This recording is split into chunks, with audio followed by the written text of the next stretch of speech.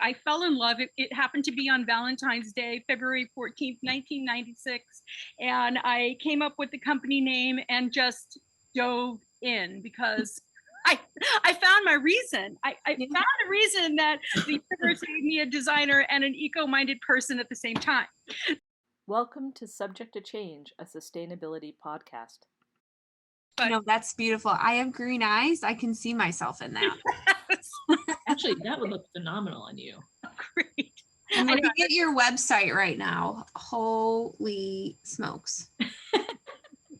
This is a problem for me. The Art Party.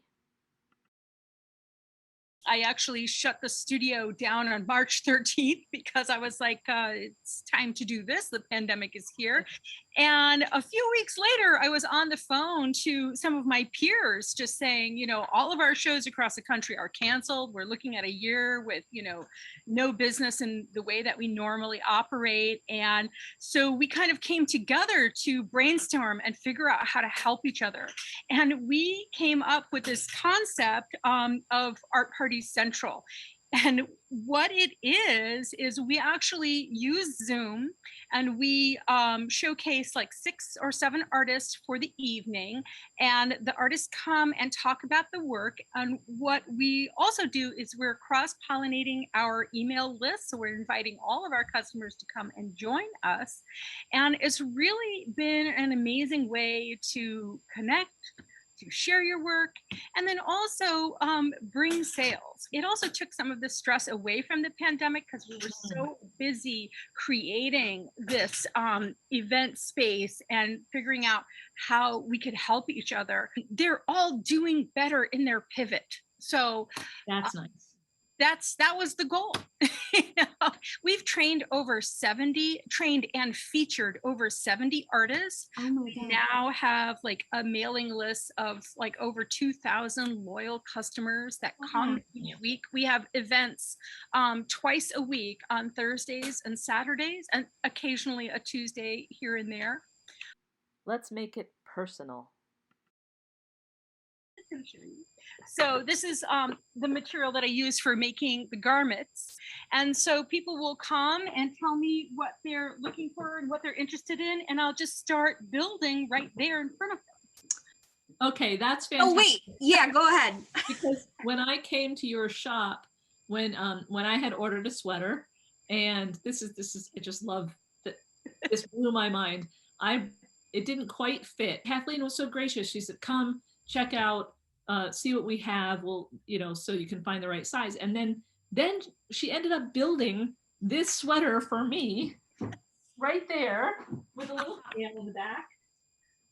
And these colors, we spent a half an hour or so together picking out this material and making sure that everything worked. And so this sweater is entirely unique.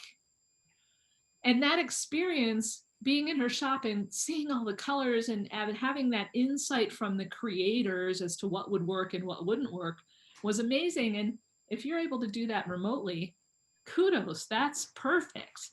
Do you think that this is something that even in a post-pandemic world, do you think that there's a place for this? Yes, absolutely. I see people doing both. I see people going to these things, learning about the artists, and then finding an event close to them and going to see them. Falling in love. Tell us a little bit about how you started Ecologic and what it actually, for everyone else, because I mean, I get obviously briefed, but not everyone's been briefed yet on who you are and what you do. Tell them.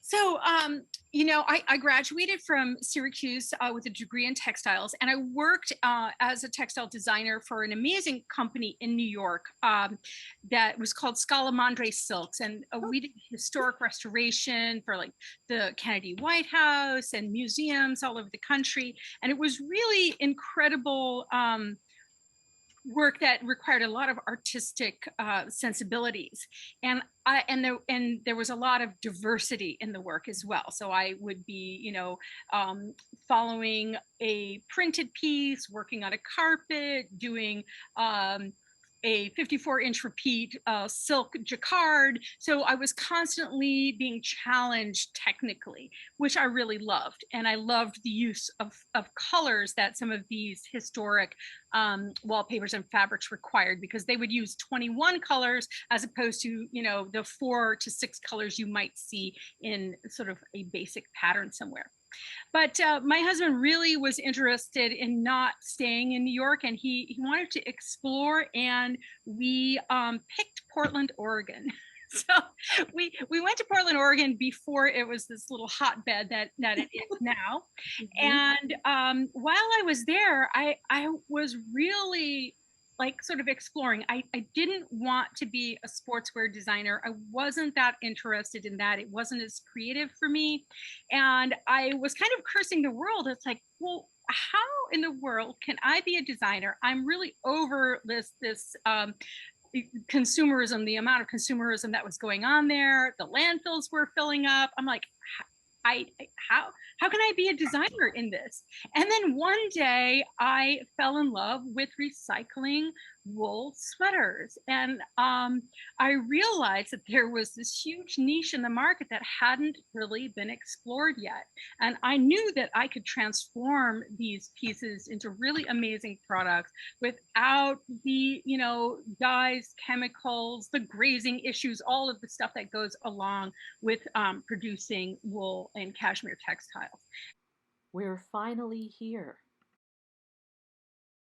My work has sold actually all over the world. I used to make collections for this wonderful department store in Japan. I have like 180 wholesale accounts across the country. I've been doing this for 25 years. And I remember there was one moment in 2007 in which I turned to my husband and I said, oh my goodness, we're finally here. The customer is actually asking for our product. They understand what it is and they're seeking it out. Ditch the dry cleaning. Cashmere has properties that where it wicks away dirt. It's antimicrobial. So you literally can wear it 6 to 8 times without washing it. Yeah. And then wash it. What I tell people about washing cashmere is that cashmere loves a water wash. So you can wash it by hand in the sink. Cashmere is hair. So if all you have is baby shampoo, great. If it's an eco shampoo, if it's an eco detergent, go ahead and use that when you're hand washing. You don't want to wring or twist. I always say you just knead gently. I press it against the bowl and release the water and put more water in until the water runs clear. And then the other thing you want to do is, because cashmere will hold 4 times its weight in water, you want to roll the item after you've pressed it against the bowl. Don't wring or twist, but you want to then roll the item up in a dry towel and step on it. Yeah. Sounds funny, but you're getting all that excess moisture out. Then you take the piece out and get another dry towel and just lay it and pat it into shape, and it'll basically dry like it's ironed. That's kind of, you just walk it. Yeah, but so anyone who's a knitter has gone through that process with their knit goods. When they knit something, they rinse it in a nice soft soap, and then they block it and let it dry. And the same thing with pressing it in a towel. So it's just nice to know that you can take care of your own clothes as opposed to dousing them in chemicals. On our new website, which I think is coming out this week, it's actually going to have care and washing instructions and videos and things like that. Cashmere and campfires. The wonderful thing about cashmere is it's flame retardant. So the flame goes out, it creates an ash. And we have a great story where a dear customer who happens to be a Buddhist monk wears one of my designs, the onion hat. And I've made it, of course, in his Buddhist colors for him. But they do these wonderful fire pujas. And so they were having a ceremony, and he had no idea this coal came out and landed on his hat and burned, a big hole in it. And the hat actually saved him. Wow. So that's if you're at a campfire, things cashmere and wools are great things to be wearing. The tipping point. What big transitions have you seen over the last 25 years? Anything that disappoints you in particular, or anything that excites you in particular? Well, I'm really excited at the fact that they're recycling polyester. I mean, that bothered me for such a long time, where these synthetics, there weren't any options for them. Mhm. And so now the technology has come around to where they are really thinking about, circularity and being able to reuse those. The synthetics, hold odors. They don't have the type of properties that made wool so perfect for my process. So I'm really thrilled that the textile industry is actually exploring all of these options. I was in an article in the San Francisco Chronicle, probably 10 or 12 years ago, in which they actually said in the article, Patagonia, look at this business, because this is where you need to go. And I feel like now people are starting to become aware more than ever. Yeah, that's great. Thank you. Just hearing that from three very different people in this moment is exciting to me. An enhanced approach. That's right. And I think my goal for that is to really let people know that this is a life enhancing thing, that it's not when you start questioning who made my clothes, how are they made, how is the fiber interacting with my body, how long is this piece going to last, all of those questions. It takes you on a really fun journey with, not only are you connecting to the objects, but then you're connecting to these people that are asking the same questions, and you really become inspired about what's possible. I'm seeing more and more education on all of those things: the type of the material, the recycled content of the material, the way, like you said, like the chemicals used, or the washability of it. All of these things are starting to become, at least to me, more mainstream. Secondary to that, I'm starting to see more and more advertising of like new and different materials too, like this idea of like mushrooms and like, what is it, pineapple or coconuts pulp or something. Wear, rewear, and share.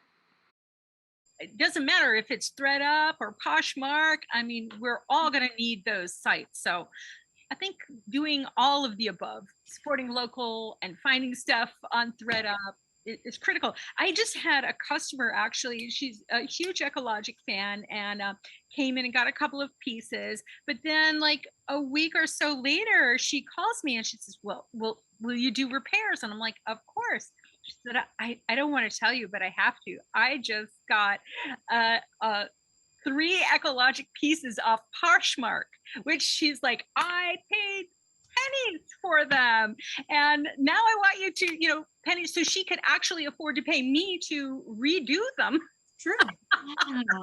Still have an incredible savings and have a great wardrobe. She got some fabulous pieces. And I was laughing. I said, no, this is exactly why we do what we do. Buy where you live. I think that buying things locally and supporting local is going to be even more important.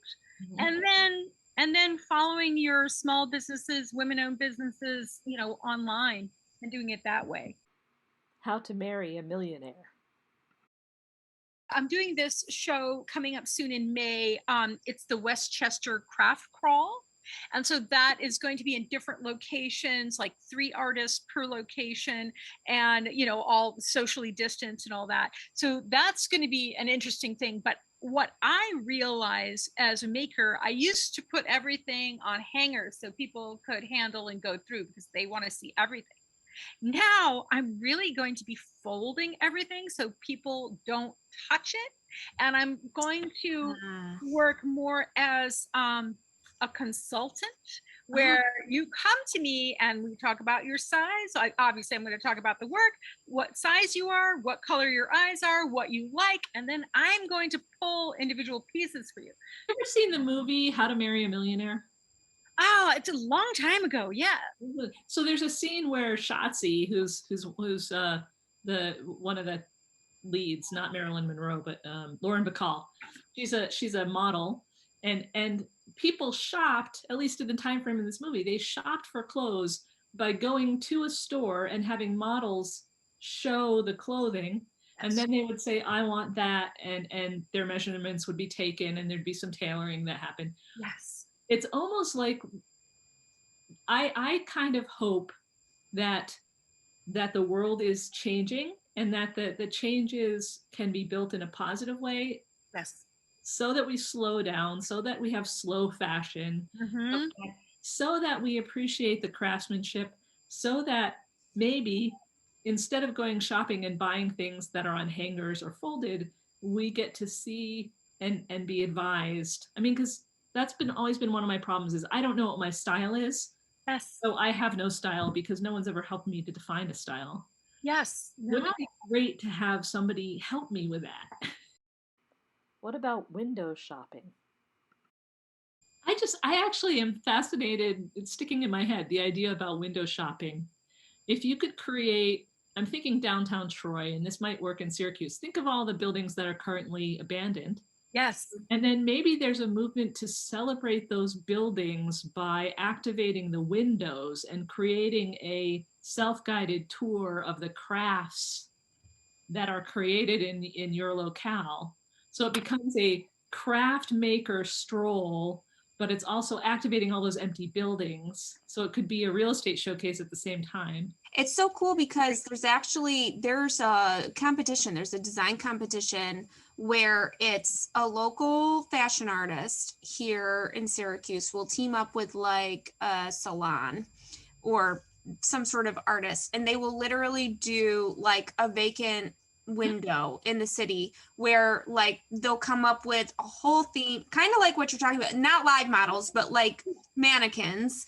And it's kind of artistically themed, and it's a fundraiser. They do it as a fundraiser here. I don't remember for who. I think it might be for the Landmark, actually. It gives everybody, some insights to, okay, like that's the salon, this is the designer, this is the artist, or whatever the case may be. And it's a really cool thing to kind of go and walk it. Smithsonian. I was nominated to participate in a project with sort of put on by the Smithsonian's Women's Committee, and it's a fundraiser for the Smithsonian Museum.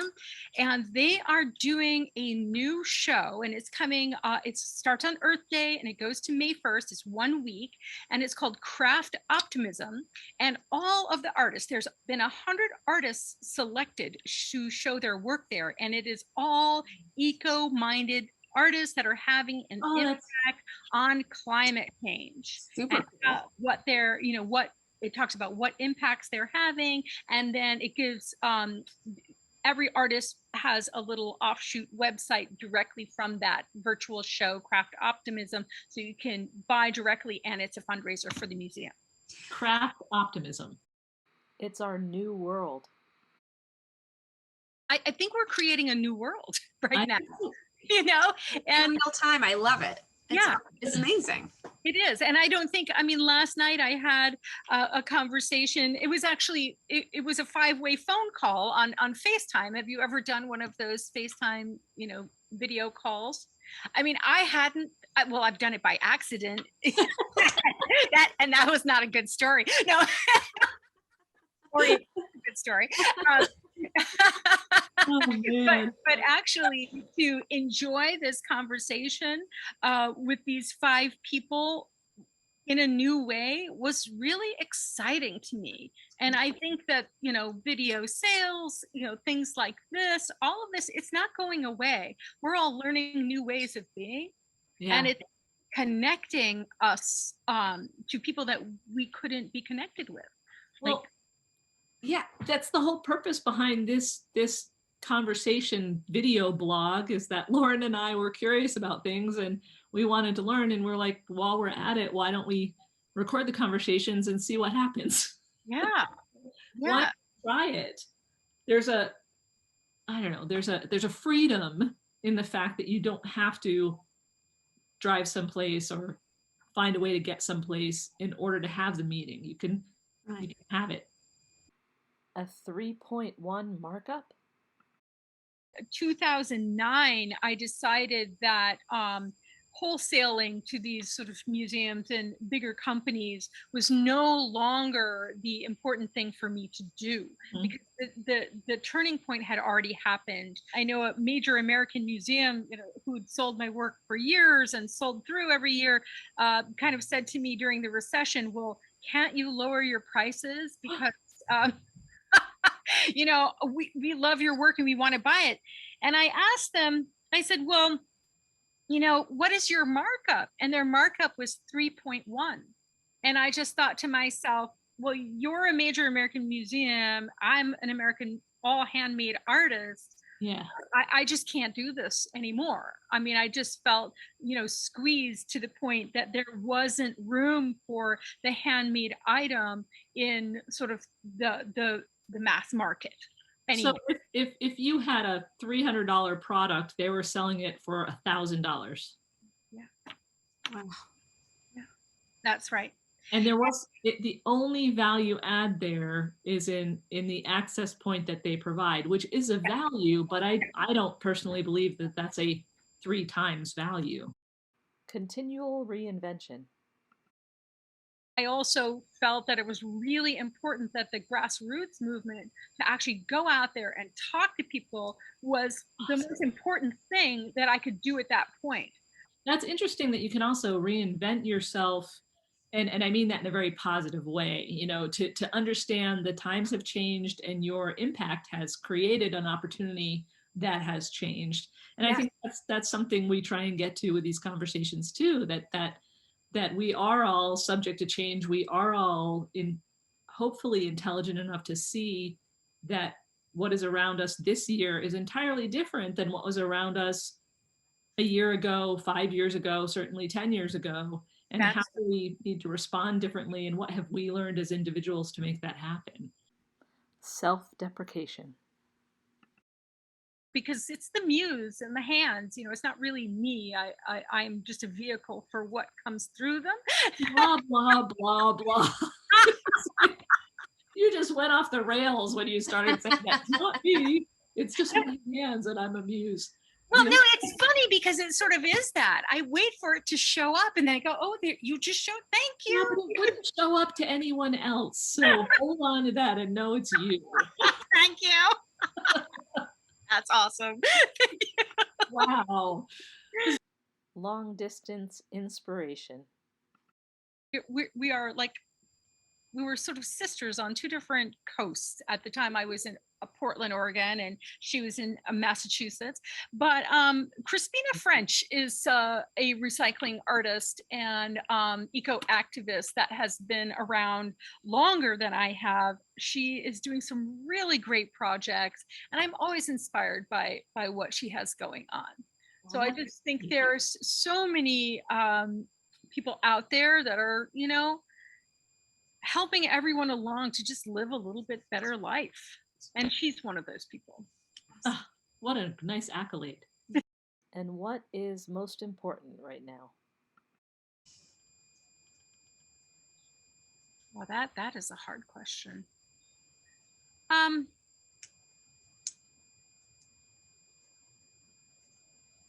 mean, I'm going to say thinking about textile waste disposal. I mean, I think that reaching out to your municipalities and unfortunately, we all have to be leaders in finding and researchers and finding new ways to do things. So I think that our waste, how we're consuming things, and what we're bringing into our homes and what we're discarding is really important work. And our cities are struggling with that. And I think the more that you can teach yourself, teach your neighbors, teach your children, that's going to be critically important. send it to the Goodwills, the thrift stores. They have processors that will take it if it is not good enough to sell.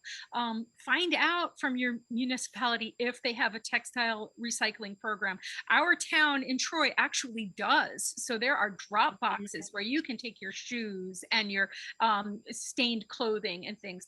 Also, learn about repair. I mean, darn up a hole in a really fun way. It's so cute. Oh my God. Wait. Yeah. You have a mushroom? Right. Can you see it? I repaired my hole. Oh yeah, excellent. I mean, that stuff can be so much fun. We need the big actions and the little actions. I was at DEC's Environmental Excellence Awards, which is all about buildings and big innovations, and I was darning my mittens during the award ceremony. And it was funny because this was maybe 10 years ago. And people didn't make the connection between me darning my mittens being, sustainable, just like a heat pump system in a new building was sustainable. It was like that was worthy, but this wasn't. And I think that changed. That's changing. Yeah. It is changing. It's important. Yeah. Thanks for joining us at Subject to Change. I love hearing about things that I didn't know before, like that whole art party. That's wow. And the evolution of a business that is creating an evolution in business. Yeah. Thank you. Wow. I will. Accolades for you, Kathleen. Truth. But yeah, holy. Good one, Jody. Well, I just thank you so much for letting me come on here and share this crazy passion for the world. And I love hearing your ideas and thoughts, and it's wonderful being connected to like-minded people. Yeah. Well, look for my order. And if you need a personal consult, I will send you a Zoom link. No, I'm literally buying that one behind you. Oh, I mean, if it's not already sold. There's blue on the back. I love that too. Back. Oh my God, I'm so The love that. accents in I the love front. that. Need that. I need one of those scarves and some mittens. Oh yeah. That's where I'll start.